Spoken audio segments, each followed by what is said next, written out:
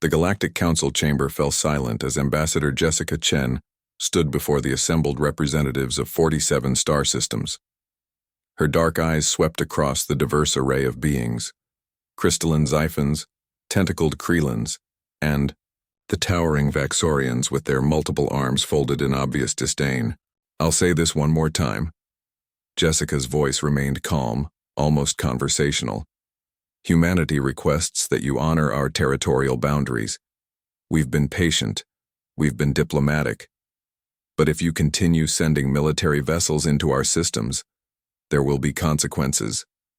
A rippling laugh emanated from High Commander Zekthar, the Vaxorian military leader. His 4 eyes gleamed with amusement as he towered over the human ambassador. "Consequences? From a species that only achieved faster-than-light travel 30 cycles ago, your entire civilization occupies merely 3 systems. We control hundreds." Jessica's expression didn't change. "I'm not threatening you, Commander.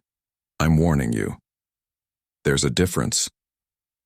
"Humans," Counselor Virith of the Xiphon Collective chimed in, her crystalline form refracting the chamber's light, "are biologically inferior. Your lifespans are short. Your bodies are fragile. Your technology is primitive. What possible threat could you pose to the United Galactic Council?" "Please," Jessica said softly, "don't make us angry. That's all we ask." The chamber erupted in clicking, chirping, and various forms of alien laughter. Even the usually stoic Krelins seemed amused, their tentacles writhing in what passed for their species' mirth. Jessica closed her briefcase with a quiet click. "I've delivered my government's message. What happens next is on you." She turned and walked out, her footsteps echoing in the vast chamber. Behind her, Zekthar addressed the council. "The humans have 3 systems. We will take 2. They need to understand their place in the galactic hierarchy." 3 weeks later, Captain Jack Morrison stood on the bridge of the ESS Retribution, humanity's first Dreadnought-class warship. Around him, holographic displays showed the Vaxorian fleet positioning itself around New Eden, humanity's newest colony world. "Sir," Lieutenant Commander Hayes reported, "the Vaxorian armada consists of 230 vessels.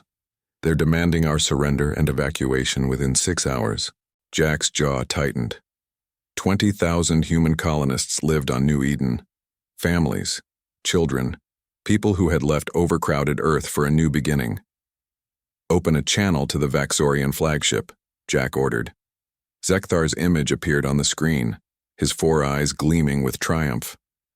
"Captain Morrison, how wise of you to—" "You were warned," Jack interrupted. "Ambassador Chen told you explicitly. Don't make us angry. Your ambassador is a politician who makes empty threats." Zekthar sneered. "I am a warrior. I deal in realities. The reality is that you have 1 aged cruiser against my armada. Surrender, or be destroyed along with your colony." Jack leaned back in his command chair. "You want to know why humanity is dangerous, Commander? It's not our technology. It's not our weapons. It's what we're willing to do with them.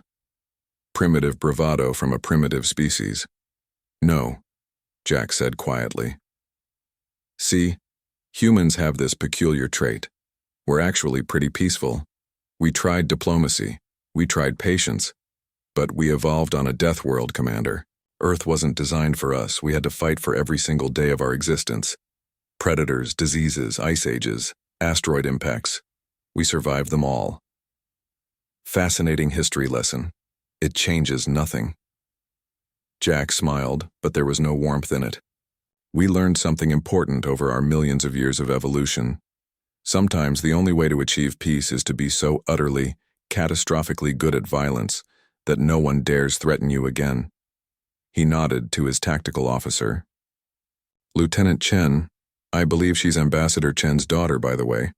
Please show the commander what we've been working on." The holographic display shifted, showing the Vaxorian fleet from a different angle. Around them, space itself seemed to shimmer.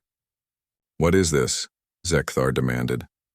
"Humanity spent the last 30 years studying every species we encountered," Jack explained conversationally. "We learned about your psychology, your biology, your technology. But most importantly, we studied your wars. We analyzed every conflict in galactic history. The shimmer intensified, and suddenly, thousands of small objects appeared on the scanners. You see, while you were laughing at us in your council chambers, we were building. Humans have this saying, peace through superior firepower. Those are autonomous hunter-killer drones. Each one carries a graviton warhead. Each one is smaller than your smallest fighter, faster than anything you have, and completely expendable. Zekthar's four eyes widened. You're bluffing. Graviton technology is theoretical even for us.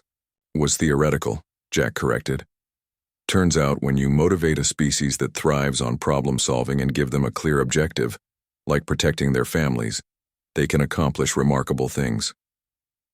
If you attack, the entire Galactic Council will what? Jack's voice turned cold. Declare war? You already did when you invaded our space. You know what makes humans truly terrifying, Commander? We don't fight wars to win territory. We fight wars to end them. Permanently. The drones began moving into attack formation, surrounding the Vaxorian fleet like a school of metallic piranhas. Wait! Zekthar's composure cracked. Let's discuss this. Perhaps we can reach a diplomatic solution. Oh, now you want diplomacy? Where was this attitude when Ambassador Chen was pleading for peace? Captain Morrison, please? Here's what's going to happen, Jack said, his voice carrying the weight of absolute certainty. You're going to withdraw your fleet from our system. Then you're going to return to the Galactic Council and tell them exactly what happened here. Tell them that humanity doesn't want war, but tell them also that if they force our hand, we won't just fight. We'll innovate. We'll adapt. We'll turn warfare into an art form because that's what we do when we're threatened. We take the rules of the game and we rewrite them. Zekthar's pride warred with his survival instinct. Survival won. We will withdraw. Good. And Commander? Ambassador Chen will be returning to the Council next week. I strongly suggest you listen to her this time. 1 week later, Jessica stood once again before the Galactic Council. The chamber was far quieter than her last visit. Zekthar wouldn't meet her eyes. Several counselors looked distinctly uncomfortable. Humanity still seeks peace, Jessica began. We still want to be partners in this galactic community, but we will not be victims. We asked nicely. We warned you clearly. You chose not to listen. She paused, letting her words sink in. So here's the new reality. Humanity's territory is inviolate. Any incursion will be met with overwhelming force. We don't want to be the galaxy's weapons masters. We'd much rather be its farmers, its artists, its teachers. But if you make us angry again, we'll show you why predators should fear the prey that learn to fight back. Counselor Vareth's crystalline form flickered nervously. What? What do you want from us, Ambassador? Jessica smiled, and this time, it was genuine. Just leave us alone, that's all we've ever wanted. And if you can manage that simple courtesy, you'll find humans make excellent friends. She looked around the chamber. But terrible, terrible enemies. No one laughed this time. As Jessica left the chamber, she allowed herself a small smile. Captain Jack Morrison, her nephew, had done exactly what needed to be done. Humanity hadn't sought conflict, but they'd proven they could win it decisively. Sometimes peace required showing fangs. The galaxy had finally learned. When humans say, "Don't make us angry," it's not a threat. It's mercy.